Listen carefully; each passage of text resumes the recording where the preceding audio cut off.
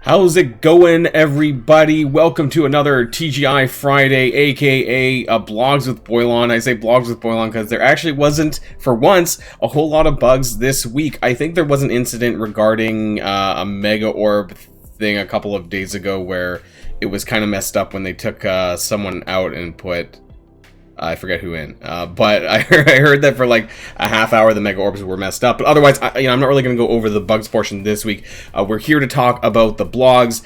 In the MSF official Discord, we had CM Zeeks post a dragon and a rainbow emoji, so I think you guys can understand who that is probably going to be, and that's what we're going to be checking out in today's blog. That's going to be in the first part of the video. The second part of the video is actually going to be me talking about what you guys are going to need to do if you want to have any chance in hell to get Infinity Watch and get Adam Warlock, particularly because I've been talking a lot about Adam Warlock and how hard it's going to be for free-to-play players, but even some dolphins or light spenders or whatever you call them these days, because it's so challenging. Not to mention, Polaris is just a shit show.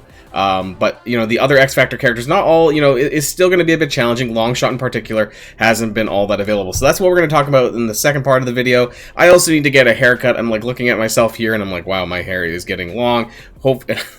Looks like I haven't left the house in a while, and that's probably true. So that's what we're going to be talking about today, guys. Hopefully you'll stick with me and watch what I have to say today. And without further ado, of course, strap in and let's get this show started.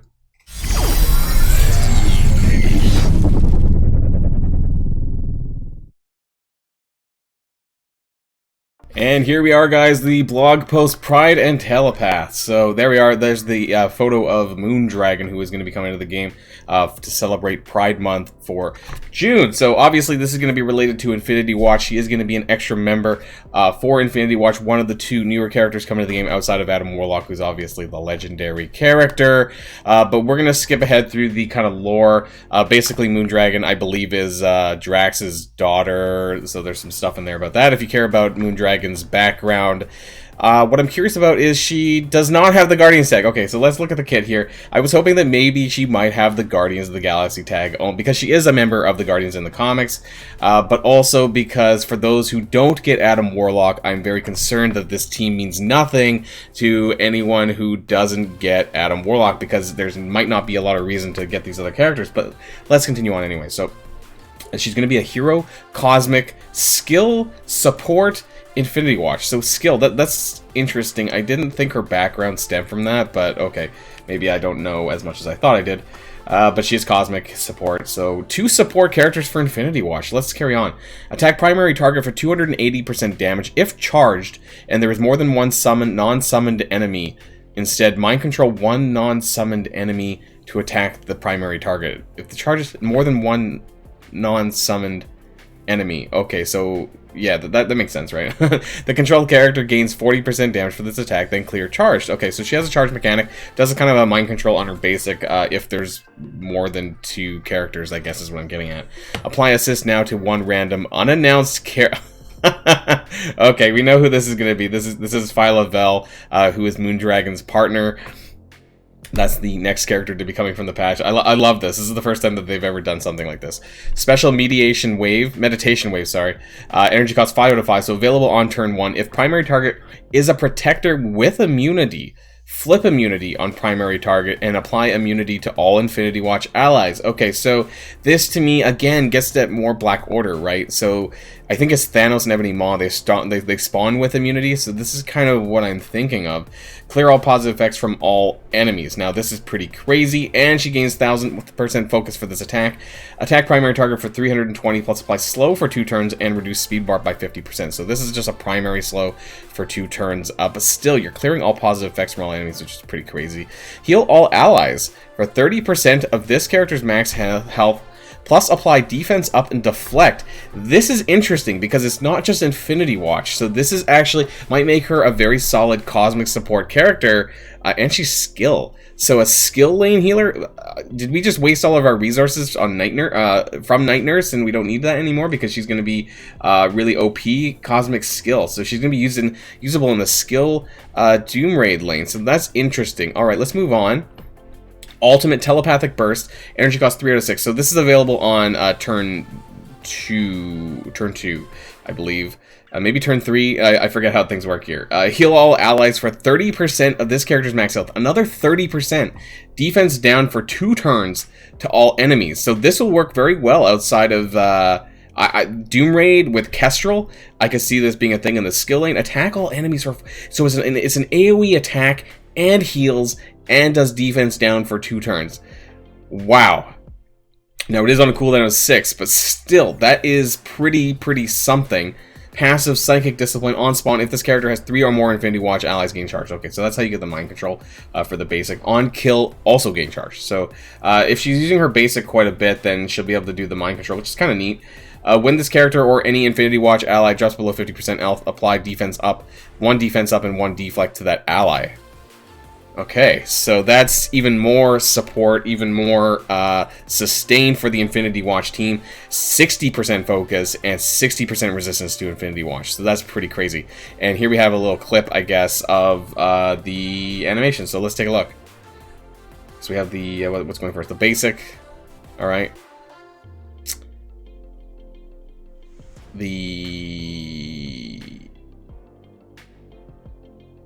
Okay. I mean, her animations aren't really all that flashy. There's the slow. Kind of neat. And here we have, I think it's, what, the alt left? Or, yeah, should be the alt. She has an interesting model, that's definitely for sure. I can't believe. Defense down for 2 turns, healing, and damage. Wow. That's pretty nuts.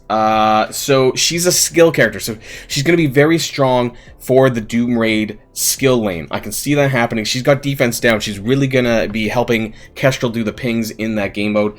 Maybe you might still want to run Night Nurse, because you could have even doubled the support. And I don't know, maybe if you have Night Nurse already leveled, then it makes sense to maybe do that anyways, and this might just replace someone else.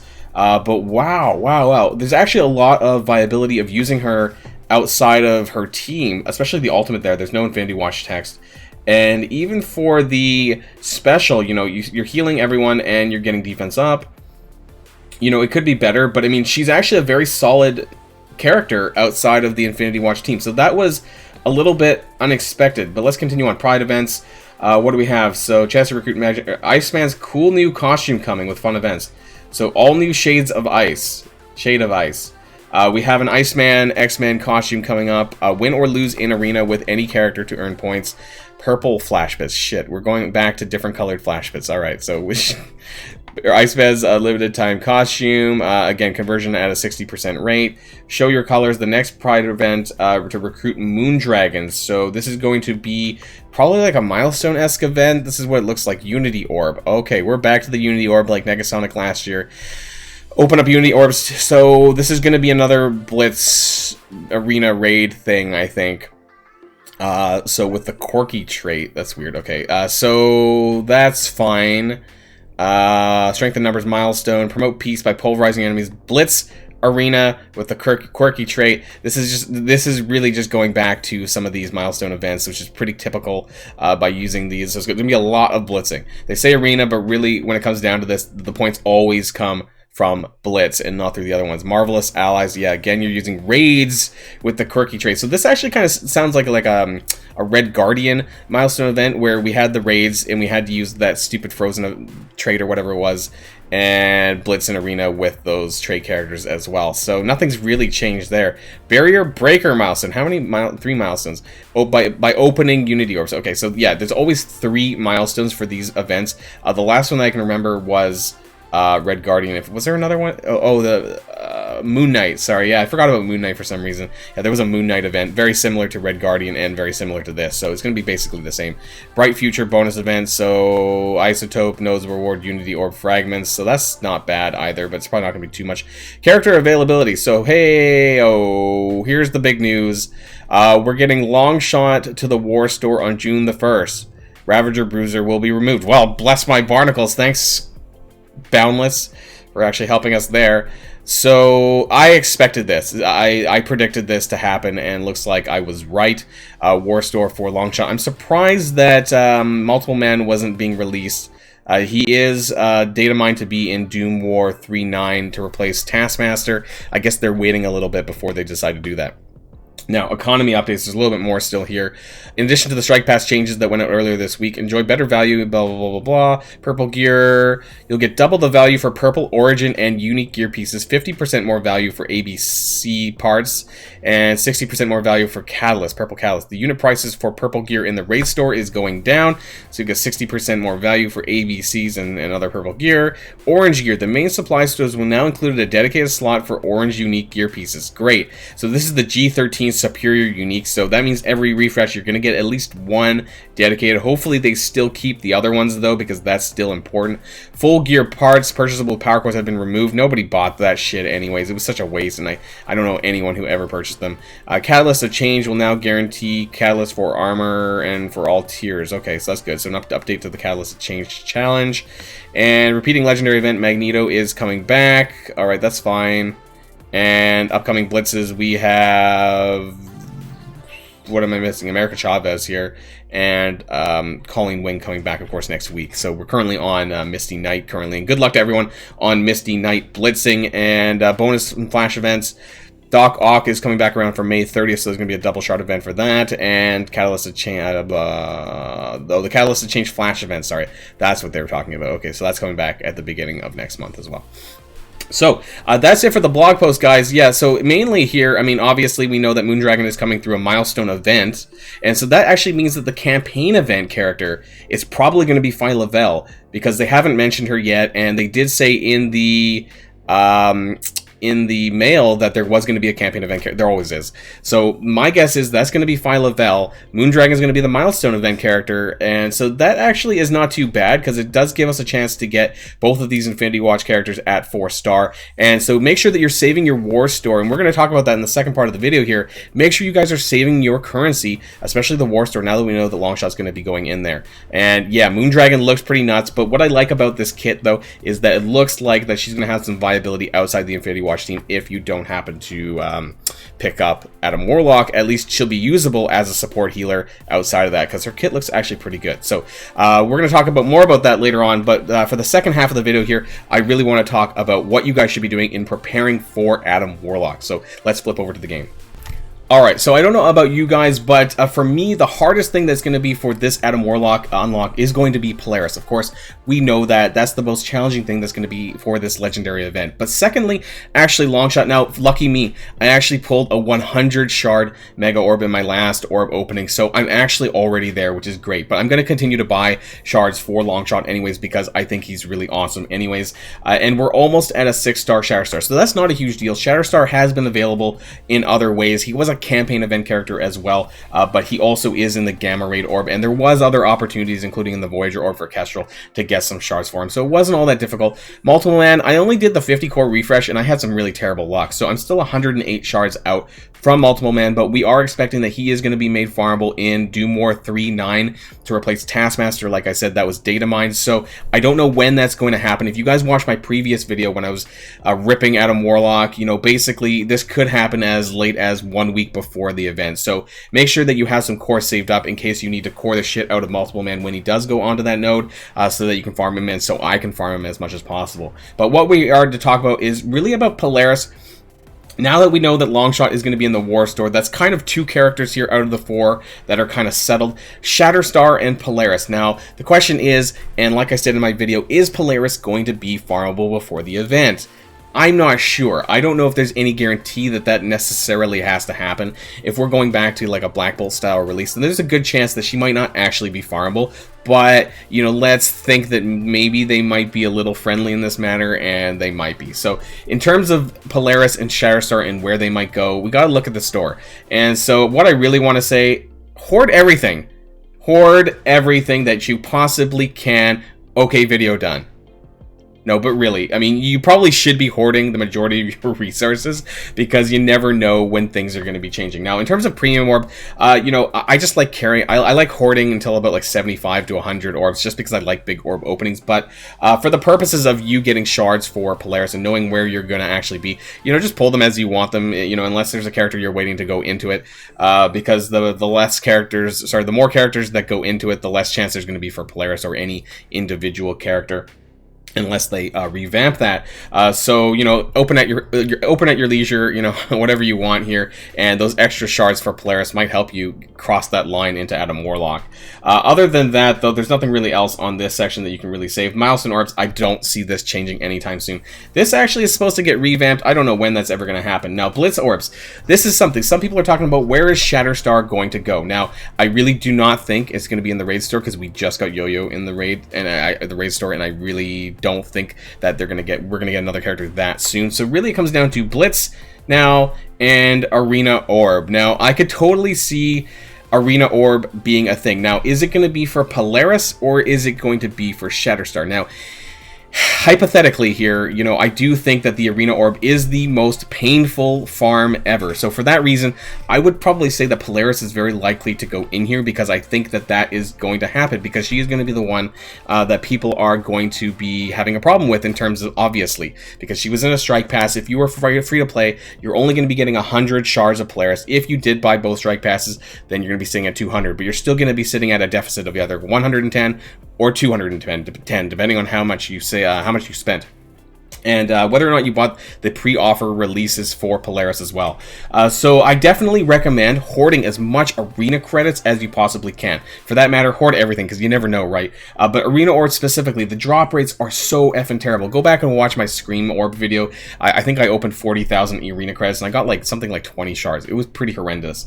You know, you have a 3% chance for 10, 7% chance for 7, and I think it's like, she's not even in here. So really, you only have a 10% chance per orb to get any amount of shards for her, whether it's a 7 or a 10 drop. So it's just frankly disgusting. But hold as many arena credits as you possibly can, because you never know if either Polaris or Shatterstar, probably Polaris, might go into this Arena Orb. So do hold on to your stuff. Blitz credits, you know, I have a lot of Blitz Orbs. I have 215 saved. I have tons of Blitz credits. So if Shatterstar does become a Blitz Orb Premium, I think I'll probably be fine, and that won't be a big issue. I'm already past 5-star anyways, but for most of you, I imagine is not going to be too hard of a deal, because he was a campaign event character anyway, so I don't see that being a big issue. War credits, I've been hoarding my war credits for some time. I'm going to be doing a separate video about this, actually, and my thoughts on the elite war credits, because I am sitting on a lot of these. I know that's not character shard related, but that's why I'm just bringing it up there. I got 73,000 war credits. So for Longshot, I'm probably going to be alternating between Ghost and Longshot. I do want to see if I can get a 7-star Ghost for Jubilee before her event comes around, but I'm not sure if I will. But I will be alternating purchases on Ghost and Longshot, and so with Longshot coming at the start of June, that probably gives us a good 3 weeks, I would say, at least, before the Adam Warlock events. So hopefully you guys are saving your war credits, and that'll give you guys an opportunity to be able to get Longshot up to the 5-star level that you need before the event. But really, it's going to be about Polaris, and your guess is as good as mine. But I do, you know, from an educated standpoint, it's not going to be the Ultimus Orb, but the Ultimus Orb actually is another way that you guys can get shards for rare characters. So this can be any of the X Factor characters, or hell, Astonishing X-Men, or anyone else that's really hard to get right now at this point. So do open your premium orbs, do open your Ultimus orbs when you want to, because you never know if you might get a lucky drop here for some more Polaris shards specifically, or some other rare characters that you might want to farm. But definitely, please hold on to your arena credits. I think there's a good chance that we're going to get one of the characters into the Arena Orb, because this is a super painful farm. I think that Polaris wasn't really deserving of the War Store anyways. In terms of a standalone character, I think being in the Arena Store itself is fine, but we do know that the first character does get put into the Arena Orb before it goes into the store itself. So, for that reason, I do think that you should be hoarding as many Arena credits as you possibly can, so when that we eventually see if a character does get put in here to replace Scream, that you're going to have as many credits as you possibly can to pull for this horrendous orb, because the drop rates are absolutely disgusting. So hopefully you guys are hoarding everything, at least if you're in the running, or you think you might be in the running for Adam Warlock and you might have a chance at all. You know, just make sure you're keeping, you know, your Blitz currency, your raid, not your raid currency, because we know that's probably not going to happen. But if you want to, you could hoard that too. You never know, but I think it's unlikely. Arena credits, this is more likely, so definitely hold on to that. And your war credits for the next little while for Longshot, who is confirmed to be in there now. So I hopefully that you guys are going to heed the warning if you guys want to get Adam Warlock, because he looks like he's going to be really crazy with the Infinity Watch team, and he's going to be the next meta arena defense most likely, and a very strong war defense team. You know that they're going to be Black Order 2.0. They're probably going to be valid for a good 9 months at least. So if you want any hopes of proceeding in the arena, then you're probably going to need to get Adam Warlock, and that means hoarding your resources, guys. So hopefully this was helpful. That's the end of today's blog video and my tips and suggestions here for Adam Warlock. So enjoy the rest of your weekend, guys. I hope you all have fun. Enjoy blitzing for Misty Knight, who is also ongoing right now. I know I will. I know I'm done for day 1, but we're going to continue on. So thanks for watching, guys. And of course, until next time, stay safe, and I'll see y'all later. Boylon signing out.